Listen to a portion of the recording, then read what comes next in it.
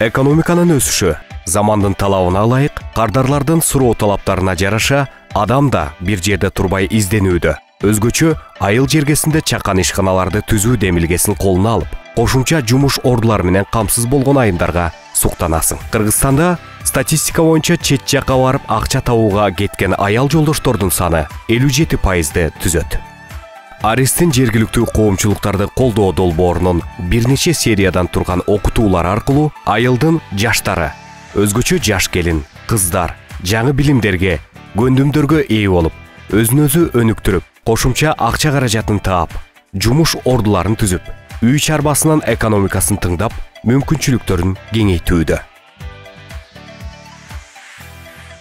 Азыр аялдар баары активдүү, жакшы эме болуп атат. Биз азыр Арис программасынан окуп, А модул, Б модулдарды окуп үйрөндүк. Эми бизнес план жазууну үйрөнүп атабыз. Азыр эми Кудай буйруса бизнес пландарды жазып, кирешелерге киребиз. Азыр биз мына Теплицадан быйылкы доходубуз 107 000 доход алдык.